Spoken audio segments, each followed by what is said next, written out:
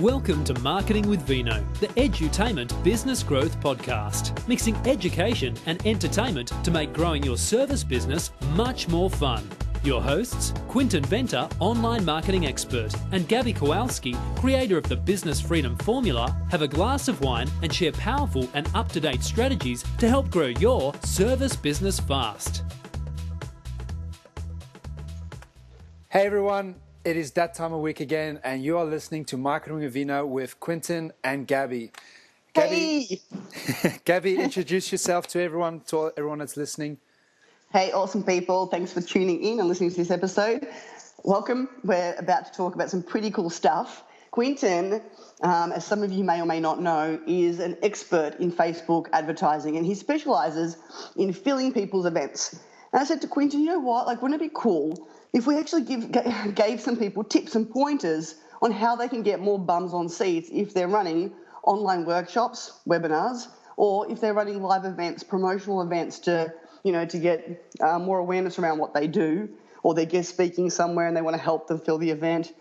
So, without further ado, first up, I wanted to ask Quinton, what do you notice is what do you think is like an attitude shift that needs to happen within people that are first trying out webinars and workshops for the first time? What do they need to realize around filling those events that they may not know? I'm just curious. What have you noticed? Yeah. Well, from personal experience is it's taken me 4 years since starting with everything around Facebook and trying to get my name out there and becoming the authority, that it's only been since then now that I'm starting to get some results for clients. And I mean, it has taken a long time. So I've learned a lot throughout that entire process. And the key message that I want to give is you got to stick it out. It's not going to give you immediate results. All of these programs and all of these ads popping up online saying you can get immediate results with just implementing the simple strategy, it works for them because they've experienced it and they've become a certain person to make that strategy work for them. A lot of times, if you just implement that strategy, you're not going to get the results for it because of one crucial thing. First, you're not that person yet. How can I put it? You haven't actually done the groundwork. Is it fair to say, they've been around a while now, which means that, for them to get success in their actual marketing, they've probably done a lot of work on their brand, on their market research, on their avatar. They've nailed their promise. They've nailed understanding what problems their market actually have and are interested in hearing about. So they've done a lot of groundwork that has their strategy they're teaching you work exceptionally well for them. Yeah, the strategy alone, without all the market research, without all the groundwork, without testing if people are actually interested in the cool stuff you want to talk about, the strategy is not going to be as effective. Yeah. So that tells me, I think we're going so far ahead right now. It starts with they're almost not worthy of having those having that success yet. They need to come from a certain space of actually experiencing it, testing it for themselves, and as you're saying, really getting to know their market, getting to know their message, having certain conversations, developing that character that will then portray their genuine message across over social media where people can then establish trust with. I think if people come with using someone else's strategy and just using their words, a lot of times, even though it is through social media and you're so disconnected yet connected, people can still smell if you're phony. They can still see through the bullshit what you're trying to sell them if it isn't really you. So, I mean, I was that person as well in the beginning where I wanted to sell people how to or help them generate leads online without having any experience of actually getting proven results. So I was just simply regurgitating someone else's strategy, someone else's message, and I wasn't even getting it myself. It wasn't until the past year when I started honing my own message and when I've switched from a character where I actually started giving a shit about my market and wanting to really help them, and wanting to really help them from not wanting to be desperate and wanting to get the sale, but actually coming from a place where I just generally care about them and I'm prepared to do whatever it takes to actually help them. So my personal story started when I decided to take on another job. And as much as many entrepreneurs go with the belief you need to focus 100% on your business and your passion and make that happen, that is cool. But I struggled with that. And at the end of the day, certain bills need to be paid. So when I was focusing on my business and 100% in it, I was kind of being desperate with, yes, I can help you to a certain point, but when are you going to pay me? And they can almost feel that desperation. They can sense it. So that straight away puts fear in them, where it is you're too eager for this. So I've decided to do something the complete opposite. I decided to go and get a job again, but a job that's satisfied with my lifestyle of wanting to build a business. And that for me was security. So as I started with security, I basically had to work out, what do I need to financially keep on living the lifestyle that I'm currently living? And can this job provide me that? And it just so happened to be that it could. So what happened then when I was starting to speak to new prospects is I don't have to think about how much money should I charge, or how much is he going to pay me? When is he going to pay me? I knew that's going to come from security. I'll go slave the hours late at night at a nightclub just to cover my eyes financially, but I really want to help this person. So that is what I decided to do. I just decided to go and actually help them, because once I started helping them and proving myself to them, I started developing my own strategies for generating success, not just using someone else's strategy, maybe starting with that, but quickly putting my own twist on it, putting my own spin on it, and therefore I was able to generate my own strategies for them. So absolutely, yeah, I love that. Sorry, I have to interrupt and say, just really quickly, just to say, thank you for sharing that. And I'm sure there's heaps of people listening right now that have ever been in the position that you've come from, or are still, wondering if, having a second job is the right way to go. Should they just quit and just struggle through it? And good on you for actually realising, well, no, this needs to be built properly. I'm not going to, cut or bury all my bridges and be in a state of desperation, being in a state where I'm going to make this business work and then do dumb shit. Yeah. And this means that because you took care of yourself first, you could serve. I laugh because if you're in business and you're not taken care of, you can't give back. And that's what business is. It's all about adding something to the world. It's a product or service. You're the one with the goods. You're the one that's got something to give to somebody physically. However, if you spiritually aren't full, if you aren't taken care of, you can't give. Like it has you become very different to the kind of business owner that you want to be. Yeah. It has you come from a completely different. It's almost like I've only got 2 liters of milk left. And you've had 5 clients walk in. That sense of I don't have enough oozes out of you and keeps having people not want to work with you. But more to the point, what I love with what you just shared, love this, is because you let that go, you let yourself actually enjoy being in your genius. Meaning you stepped into doing what you loved and accessed your genius. And then inspiration, wisdom, intuition flowed, where all of a sudden you're in a state of inspiration, of fun, completely different than desperation.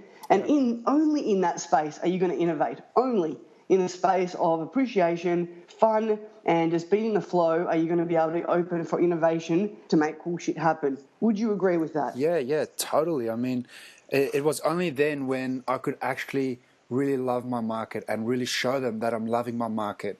Because what happened before that, when I was being the phony person, they would question my credentials, they would question my proof of it, and I basically couldn't back it up unless I'm lying. So straight away there, I'm going against what I'm about.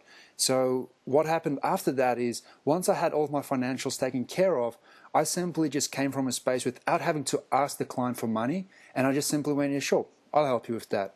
So for everyone listening, I am doing a done-for-you service for service professionals. So the way that I got started with that was simply just saying to someone who needed my help with Facebook, hey, I'll just do that for you. And it wasn't until months later, when I've proven my success with him, that he then turned around and saying, dude, I've got this next project and I actually want to pay you. And I've heard about that myth. I've heard about stories like that where my gurus or my mentors have told me, where it's like, just give, and then it'll come. But I actually just grasped that concept when I've decided to get myself covered so I can actually love my market. And I mean, there's plenty of other people out there that do go full in a deep ocean and go for, and then trying to learn how to swim, and they do swim, they do succeed, and good on them. Just for me, for 4 years of struggling with that, I've decided to do something different, and this is the success that I've gotten from it. So yeah, 100%, you need to go out there and really just be that from a genuine person. I love that. So this is so unexpected. Your first tip in filling your webinars and your events is genuinely give a shit about your market. Don't do it because you want business. Do it because you actually want to help your market. And if you come from that perspective, if you come from the, you know what, actually, you know, I want to run this webinar because I want people to know all this cool stuff about what they don't know, you know, that I can teach them. And if they do business with me, great. Then your marketing will actually ooze of that message. You know, it's your belief, your reason for doing it will actually ooze through the marketing, and you can probably use a very simple strategy and it will work better than some of the most sophisticated ones out there if your marketing's oozing from, like, you know, wicked person that wants to take all your money. Exactly. Is that? Love that. That's really cool. That's 100% correct. I mean, and that is the main reason why I've got a criteria on my business before I take on any clients. It is, why do you want to go online? Why should you be taking your business online? And if they come from a space of, oh, I can make more money, there's more money to be made, then I straight away say it's a no-go, because that is where that person is focusing. If I'm telling that client to make this video for me, or we need to create this certain content, he's going to be like working it out in his head and thinking, shit, how much money am I actually going to make from this? Is it worth my time? Should I create this content? Should I just try to do something else? Why should I be with this person? So, and when I work with a client that is there they know they've got the best message that the world needs to hear. They're so in line with their passion and their purpose that they don't care. They just want to get that message out there. I'd love working with clients like that, because the moment I advise them, like, hey, can you make me a video like that, and we're going to boost that up to and then generate a certain campaign. It is just, they love making those videos. They love making those contents because it comes from their passion as well. And I had to make that realization myself. And that is what I now demand from the clients that I work with, to come from a space of, I need to help as many people as I physically can through the online. So scrap the whole idea of having to make money. If you're coming from that space, it is desperation. Come from a space of love and just give unconditionally. Yeah, which means that you need to understand. I love that. Thank you. That's gold. It's the understanding that when you go online, if you're going online with the wrong intentions, you won't last long. You'll get found out. It's the continuum's not going to happen. You know, it's not going to lead to a massive viral spread about you, because people are just going to pick up on the fact that all you're doing is trying to sell, sell, sell, sell. You know, there's going to be this ratio to how much you give and how much you sell, and it's going to be very evident that that you're just wanting to sell. Yeah. Whereas if you approach it differently, which is, you know what, I want to help a lot of people. You know what I do, I love what I do. This is really cool stuff. I can see that other people in my industry are screwing it up for the market because they're doing dumb shit. You know, I've actually got something that fixes those problems. Or you could have been in a situation, you know, where you used to be in the problem that you solve, and you've got a passion that you really want to help people. You know, you really want to help people get your results and follow your system because it's proven, and you've got that passion to put it out there. Go in with that message. Yeah. Ultimately, though, it's all about, you know, understanding that your first intention has to be pure. It has to be, I want to help people. I reckon this stuff's cool. It can't be, ooh, let's use, you know, webinars and workshops for an awesome way to make lots of money. Ha ha ha. Exactly. And that leads into perfectly when you are genuine to your market. Which will come into our next topic, when how to create raving fans. I mean, if you are genuine with your market and you love them and you show that you love them and you give them something that is of value, they're going to talk about you. You'll be the first thing that pops in their mind because that you are genuine. So that is for the next episode. But what is key from this is how to actually sell on Facebook, how to use Facebook to sell your message. how to use Facebook to warm people up, how do you use Facebook to become the trusted advisor. And that's the next segment that we want to kind of step into. What do we do at my consultancy and Done For You Marketing Solutions to actually start generating some results for our clients? And the very first thing that we do is we start to get clear on who their target market is. We want to have a crystal clear identification. Who is their avatar? Who's that ideal person that they want to physically work with? If they could have that one person and have that person copied hundreds and 10,000s of times, they would have the most successful business because that person is the ideal client. So the first thing we do is we go and find that person online and we see how many of them are actually currently using Facebook. The second step from there is we want to know what is going on in your ideal client's mind. So we'll do a series of small campaigns in order just to test the waters to see exactly what is going on, what are they responding to. And if certain messages stick, we then know exactly what it is that they are after. And that is when we start giving the gold. We straight away start delivering exceptional amount of value, straight away solutions. If you think of your ideal client having a certain itch, they've got an itch somewhere and they just want to scratch. We're going to give them the best scratch they've ever had, and we're going to give it for free and straight and short, straight to the point videos or articles that doesn't take a lot to consume, but simply here it is, take it, it's free, it's for you, use it if you want. And then, which is what you had me do, then it's actually, well, whatever it is that you're running a workshop or a webinar on, it's taking one of the things you're going to talk about, one of them that could be, one of their biggest itches, so to speak, and you make a video or something cool, talking about a little bit about that. And then after you've given like really cool value, then at the end of it, you say, hey, if you want more of this cool stuff, join me on my webinar that I'm running, on this and that date. Here's the link, you'll find it somewhere, click on it, see you there, and go deeper on this. Yeah. But the point with it is you're coming from heart, you're giving them, you're solving a problem instantly, you're creating connection, and you're giving that sort of that aha moment to them already. So they're already sitting there, instead of seeing a post go past on Facebook saying free webinar, how to blah, blah, blah, which I don't know about you, but how many times have you seen a free webinar post scroll through your Facebook feed, and we've kind of started to get a little bit desensitized to it. Yeah.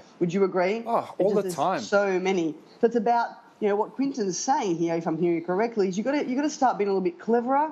You got to do something different to what everybody else is doing. Because if they're all doing that and you're ignoring it, well, doing the same thing is probably not going to be the best course of action. Exactly.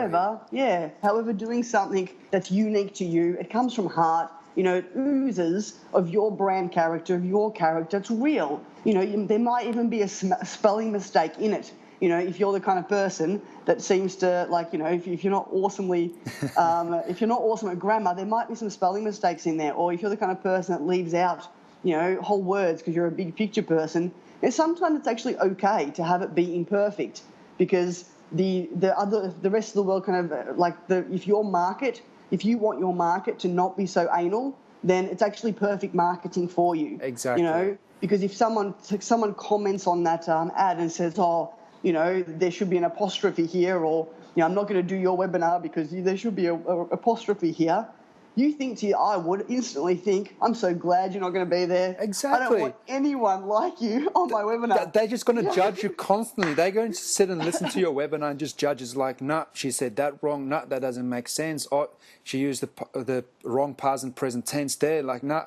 So you wouldn't even want that person on it, but you still want to thank them for reading your ad, because this is what they've done. They've actually spent some time to take the moment in their day to actually respond to your ad. And that's still something. You've got to value people's time. The one of the key things to understand is, why do people use Facebook? And then you will learn how to sell on it. So people use Facebook to escape their day-to-day life. They're currently in this job, or they're currently in the supermarket or standing in the line. They are somewhere in their life, and then they decide to escape that for a moment. So they pick up their phone and they start scrolling through the newsfeed. It's like they're going to a party. And they're just like, what is going on at this party? Who's talking? What's going on? What events are taking place? They don't want to sit there and be sold to. So they want to be entertained at the party. Like, you don't go to a party and say, hey, buy my stuff, or I've got this for 30% off. The first 3 people that talk to me, they get it for another 20% off. No one does that at parties. You got to, and you see so many people do it wrong. If they did. Exactly. You see so many people doing it on Facebook where it's like, just buy. Or I see so many trainers do that where they go, look, just buy my product, or buy a training session, get 2 for the price of 1. Everything's just buy. And no one knows you. And even those people that put up webinars for come and attend my free online training, or even come and attend my free live event. Look, if you don't know this person, or if this person doesn't know you, why should they give up their time of day? That's the biggest investment that they will make, to come and give it to you if you haven't proven yourself worthy.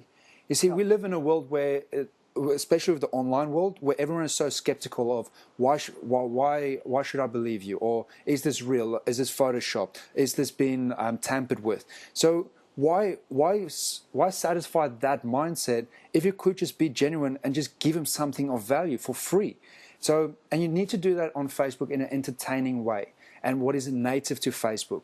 I mean, you've seen that Facebook slowly started changing to show you more of the things that you like. And that is what you want to fall into. And what Facebook would prefer to show you is if you like those things from people you actually know.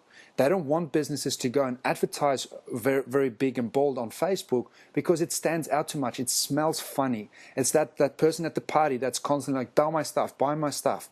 They want you to blend in. And you've got to be very clever with it. So when you start seeing friends post, just see how they write. Read what they're writing. Read what photos they're putting up. Read what video, or watch the videos that they're putting up. And be just that. Sell your message through that way. Sell your story in that way. So for Gabby, for example, she was over in Bali for a holiday, and we just got her in a villa to go and shoot a quick little video that would aid in sparking a conversation, giving a direct solution to her market that sparked so much engagement. I don't have the exact figures here right now, but people were just commenting about it on it each and every day, like thank you, or they were tagging their friends.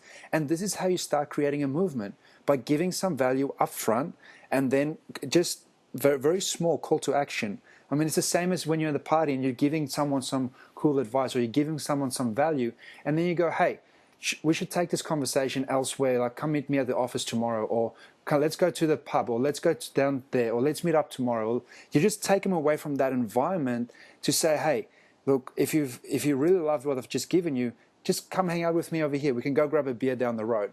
So that is how casually you should sell. That is how casually you should persuade. It's not like you're at a party and you grab someone by the arm and you say, you're coming with me right now to come and drink a beer with me so I can sell you this stuff. You need to come. Yeah, yeah, exactly. You invite them very gently. It's like, well, does next week work for you? Let's catch up next week and talk about this in a lot more depth. Or I've actually got some time free tomorrow so we can sit down and talk about it in more depth. That's your call to action. And that is the same call to action you're making on your webinar or your live event, is saying, hey, if you like this value, I'm going to be hanging out here on this date. Why don't you come and join me here? So you're taking them away from that party environment into a more serious environment, and that is where you can then change your selling strategy. You can then adjust it for that specific purpose. Like, yep, I love that. And that is exactly what we've done with you, Gabby, and it's generated amazing results from people that don't know Gabby, and just that automatically start spending money, and they're even giving up their time of day to come and attend her business intensive. In all fairness, though, it's a pretty wicked workshop. Like, if you're listening, it's worth attending. It is. Gabby is everything about first class and business class, and what other classes are there? She's got an awesome way that she's structuring it, and her motto is, once you go first class, you'll never go economy again, or something? Or Thank you. Good crack. Yeah, what Quinton's trying to say is, so I run business mentoring, and I've got a couple of programs. One of them's called business class, one of them's called first class, one of them's called private jet. The point is that once you're with Gabby, you never fly economy again. Exactly. That's there's the drum roll. And that is exactly what that character that you're hearing through this podcast, that is what we're putting live when we start to entertain Gabby's cold audience on Facebook. we share these jokes. We share her character in laughter and mistakes and silliness and everything that makes her human. We share that whilst delivering actual valuable content, whilst scratching those itches. And I think if... Funny.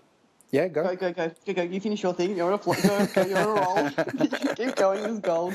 I'll take another sip because I need to get back to that thought. Oh. So people need to learn how to be themselves and be genuine on Facebook and learn how to entertain in the best way that they physically know how, or how they are in a party environment. If they are that person that is the joker, then be that person online. Share those things. Like if you're the person that is constantly traveling around, then share those things and share a story with it. People are going on a journey with you. So this is how it all ties in with how you're filling up events, or most of all, how are you getting people to invest their hard-earned money and time to spend it on you. That is how you do it, by being you, being genuine, giving lots of love from true character, and then asking for a very casual and a very soft call to action, saying, hey, I'm going to be hanging out over here if you want to come and hang out with me.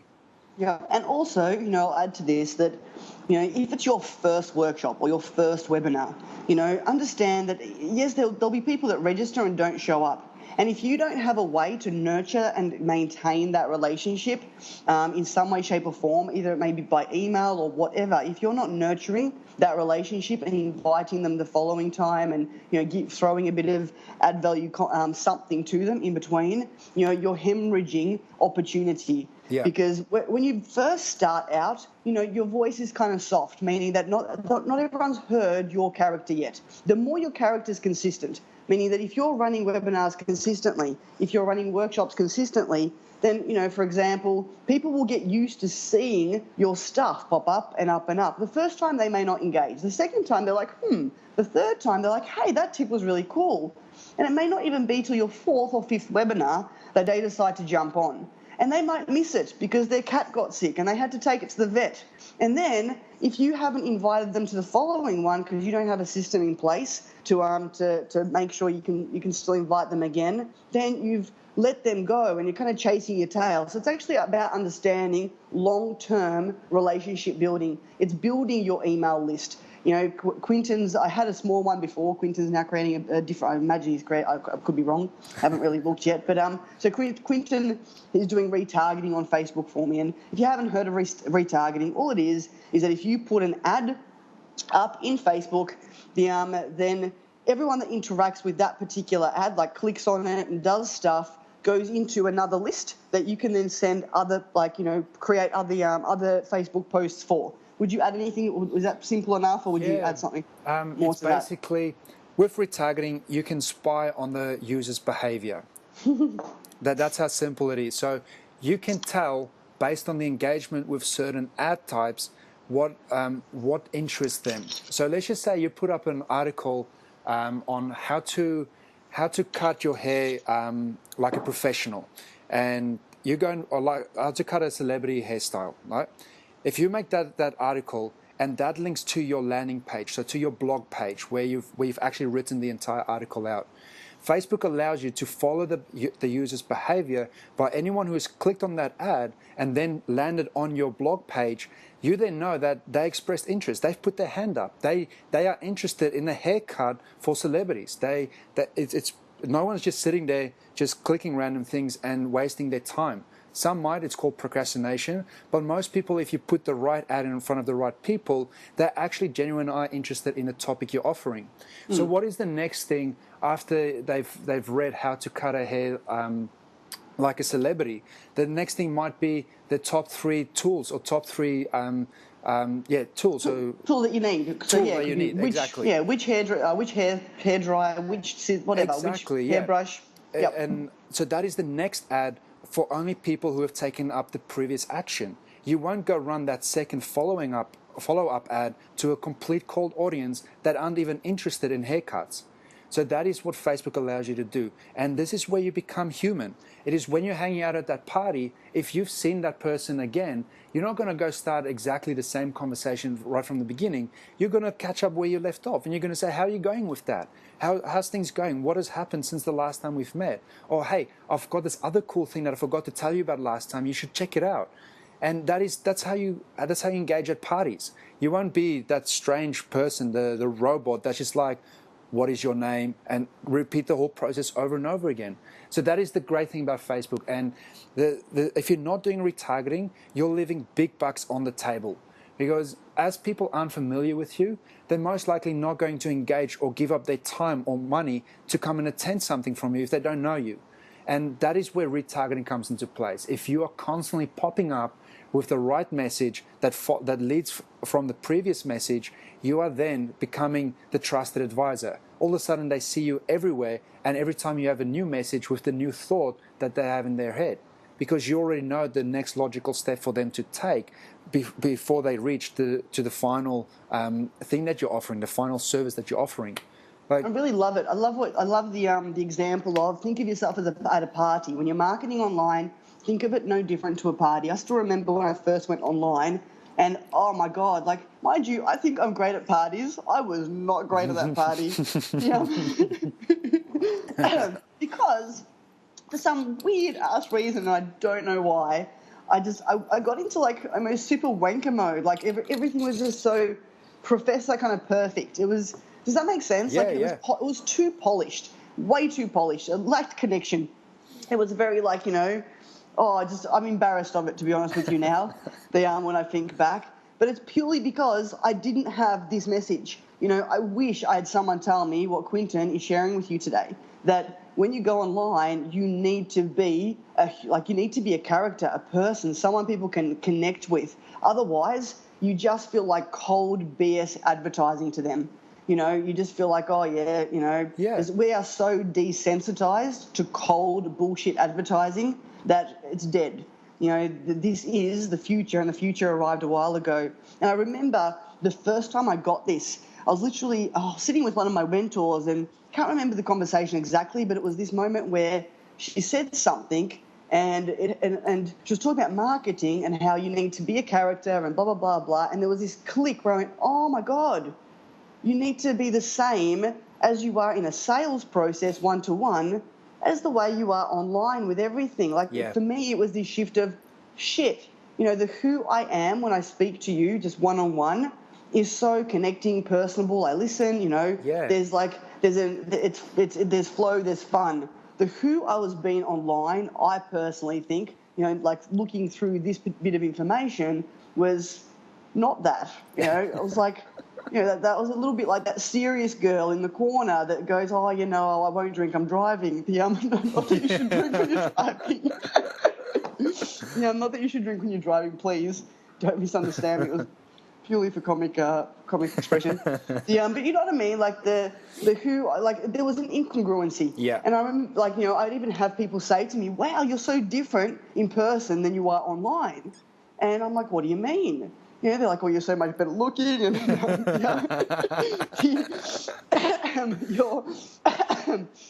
it was interesting to actually get that feedback. So honestly, this is gold. Instead of trying to be super polished and perfect, understand, who is my brand and what character does it have? Is it fun? Is it if it's serious, so you can be serious. Yeah. If it's serious, it's serious. Obviously, if you own a funeral home, it's probably not appropriate for you to crack jokes all the time. It may not be, just etiquette, bad etiquette. But if you're naturally someone who likes to have fun and have a joke and have a laugh, and your brand is quite the opposite of that, when people come and do business with you, there's a complete incongruency. Yeah. And it's actually not good in your marketing because it creates an unconscious distrust. There's like this, something's not right here. You appear this way, but you're this way. What are you hiding? Yeah.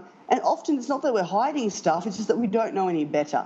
Meaning that I didn't know any better, whatever years ago that I did this. And if you're doing it, you don't know any better either. Yeah. Add your personality in. add your personal stories in, have a laugh and connect, and it will make a big difference in your advertising to fill your events. I want to add to that as well. If for those that are listening and that they feel that they've got a business already established, let's say you've got your hair salon is already established and you've got a few staff members, then you might be thinking, shit, how do I make that personal? Because how can people relate to the business personally?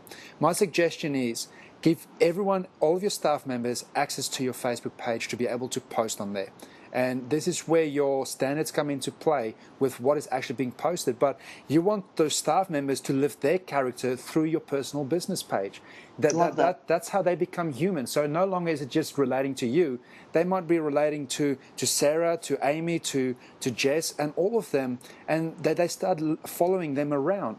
So think of yourself as the character, as the brand character, and if you don't want to be that, let someone else be that. Give your staff access to it, but then start sharing actual things that's going on in your life. So things that your successes, your failures, your humor, your quirkiness. Be you. And one of the great, if you think about Superman, right? So Superman he's invincible. He is the man of steel. Like nothing can stop him, but one thing: kryptonite. And kryptonite is his weakness. Damn you, kryptonite. Exactly. Our kryptonite is the physical weakness for him. His emotional weakness is his family. So the moment the villains start capturing his family or start threatening his family, he becomes a big softie. He's that big man of steel. He's still going to go and save them. But we now start to feel for him, or like, shit, his family's in danger. And the same goes when his enemy, the villains, have kryptonite and they capture him and they make him weak. They take all his powers away with this big glowing rock. Like, shit, like what's going to happen with, how's he going to get out of this? People actually love your mistakes. They love it when you have flaws because you don't seem that far reach to them anymore. There's not like, oh, he's just Superman, he can take on whatever. No. All of a sudden you become human and people are like, holy crap, I'm actually living through with this person. Like, shit, I've gone through that. Or how is he going to get out of this? Or what's going to happen next? And share those things. Like, I'm not saying go and share your entire life story with everyone on Facebook. Like, keep it in the context of your business. You want to entertain people. And if there is something that is bothering you, give your rant, give your opinion, segment your audience. Like, be controversial and be quirky. Be how you are. And if you're sitting there and you don't know what your quirks are, you don't know who you are, simply start typing out some of your faults and start telling your past story or your struggles. But Quinton, I don't have any faults. What do I do? Well, if you are the overall perfect person, then start telling people about your vision. Start telling them your story, why you're going. Like there is so many different things that you can share and things that might annoy you. But keep it respectful and in a context that's serving your business. And that is how you then entertain, and that is how you then influence to go on to the next stage. Yeah, I love that. And it creates connection. It creates real connection. Because, definitely, yeah. If you're following someone around and they're always perfect, there is this something inside of us that kind of goes, well, it's good for, it's possible for you, but it's not possible for me because you've got shit worked out. I never have. Exactly. So there's almost like this. You could actually be repelling clients because you're being too perfect. I remember, I remember a while ago coming across. We'll cover this in a future podcast, I'm sure. But there's 4 characters of online marketing, and one of them is called the expert. Yeah. And look, that's a great character, and apparently the US is actually, they really love that character. Australia likes another character called Hometown. Well, like I said, we'll get into this later. It's irrelevant. The point I'm trying to make, though, I do too. The point I'm trying to make is, for some weird, wanky reason, because I had achieved a certain level of a success and I wanted to inspire people and motivate them, I kind of kept... Okay, we do have to give you a small breakdown. The expert character is someone who is perceived as the expert. They've achieved an extraordinary level of success in something, right? They've become they're like a world champion or number 1 in something. They've reached a pretty high status. So it gives them the, I am 3 times gold medalist, Gabby. I'm not, but it's well, that. they've proven to have achieved the result. So they are that person. They can claim it. They've owned it. They've got proof for it. That's right.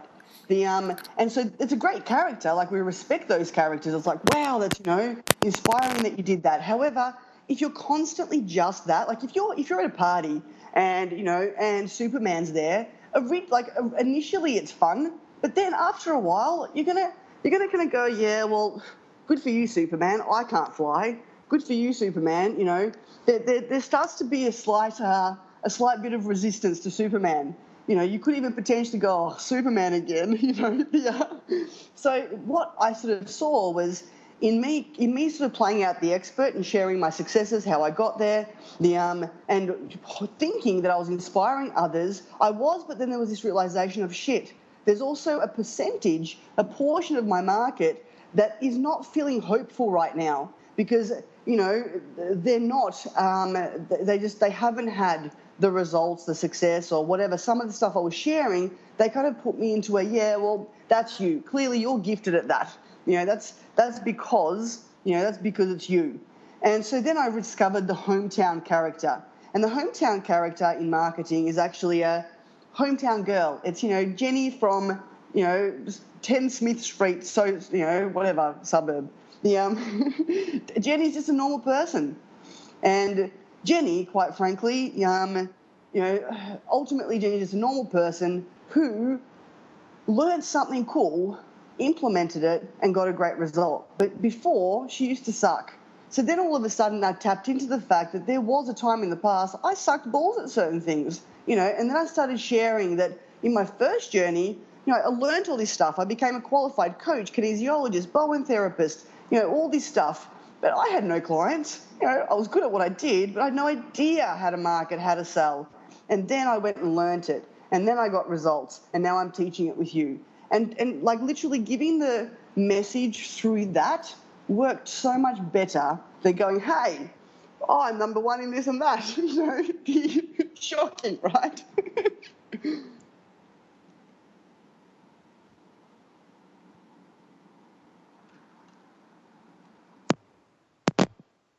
I just had a bit of a tech issue. I'm just pulling out my thing. Quinton, I don't know why, buddy, I can't hear you. Mayday, mayday, mayday. If you pull out your head thingy, will that work? Say something. How's this? And we're back. Okay, ladies and gentlemen, the sound of the conclusion may not be that great, but at least you can hear us. Yeah.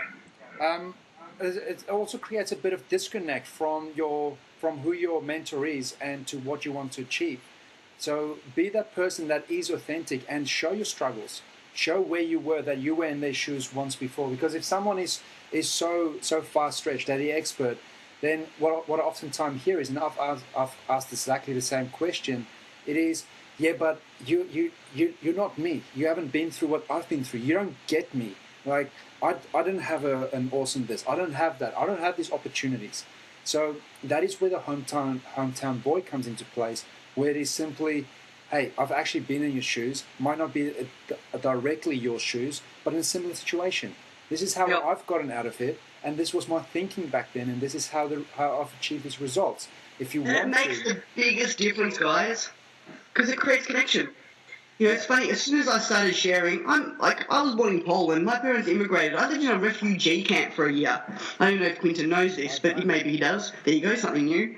But as soon as I started sharing the actual story of that, the fact that we rocked up here, 2 suitcases, there's like $50 in our pocket, like going to hostels and all sorts of stuff and not speaking a word. I could say hello, and I could say hello and Nutella.